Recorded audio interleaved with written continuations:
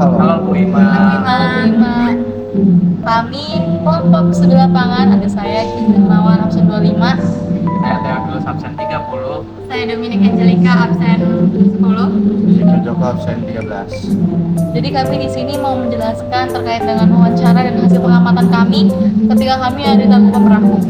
Pertama-tama kami mengidentifikasi struktur geologi di sekitar Gunung Tangkuban Perahu.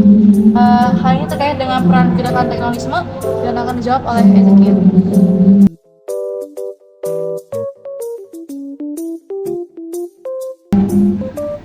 Gerakan tektonisme menyebabkan adanya pembentukan kubah di Gunung Tangkuban Perahu.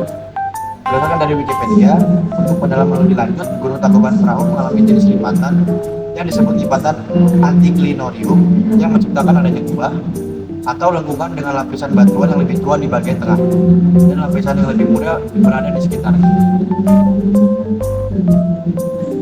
Kemudian pengamatan yang kedua merupakan identifikasi kepada juru kunci atau petugas terkait dengan pola erupsi yang tercatat dari Gunung Tangkuban Perahu dan implikasinya terhadap pengelompokan tipe gunung api. Hal ini akan dibacakan oleh Dominik.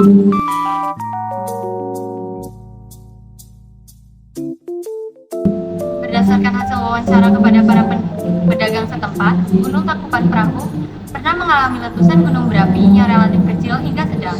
Material vulkanik yang dikeluarkan berupa awan panas. Berdasarkan wawancara juga, Gunung Tangkuban Perahu tidak mengeluarkan lava.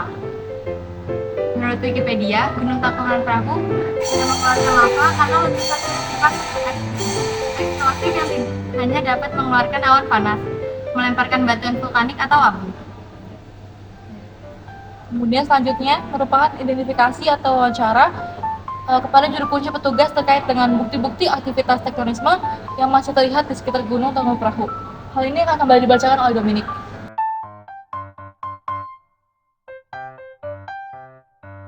Berdasarkan pengamatan, bukti aktivitas tektonisme yang masih terlihat sampai sekarang ini adalah terlihatnya dan terbentuknya kubah di Gunung Tangkuban Perahu. Selanjutnya,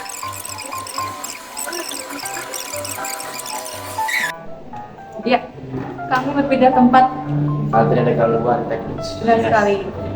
Jadi kami akan melanjutkan untuk menjelaskan tentang terkait dengan tipe batuan yang dominan yang kami temukan di Gunung Tangkuban Perahu dan karakteristik khusus dari batuan-batuan tersebut. Jadi berdasarkan pengamatan kami, batuan yang dominan di gunung tersebut adalah batuan andesit. Kenapa? Karena menurut Wikipedia, batuan ini merupakan batuan yang terbuat oleh magma dan didominasi oleh mineral, warnanya keabuan atau kecoklatan. Nah, dia ini keras dan jika kita lihat secara dekat akan terlihat seperti kristal-kristal yang menyala-nyala.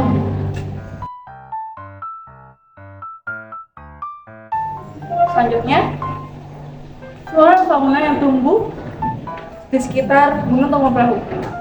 Silahkan saya membaca. Oke, jadi jawabannya itu berdasarkan pengamatan.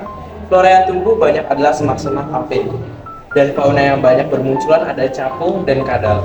Selanjutnya ke pertanyaan terakhir, yaitu terkait dengan kondisi ekonomi di sekitar Gunung Tangkuban Perahu. Gunung Tangkuban Perahu itu banyak sekali pedagang-pedagang yang berjualan, misalnya berjualan gantungan kunci, baju, atau berjualan makanan. Nah, mereka ini hidupnya sangat bergantung dengan berjualan di Gunung Tangkuban Perahu. Berdasarkan wawancara kami, para pedagang sangat mengalami krisis dalam hidupnya ketika terjadi COVID-19 di tahun 2019 sampai 2023. Karena Gunung Tangkuban Perahu ketika COVID itu ditutup, sehingga mereka tidak punya mata pencaharian lain. Mereka biasanya malah menjual TV mereka, menjual lemari mereka, dan menjual barang-barang berharga lainnya. Setelah COVID udah mulai meredah, jadi dia bisa berjualan lagi.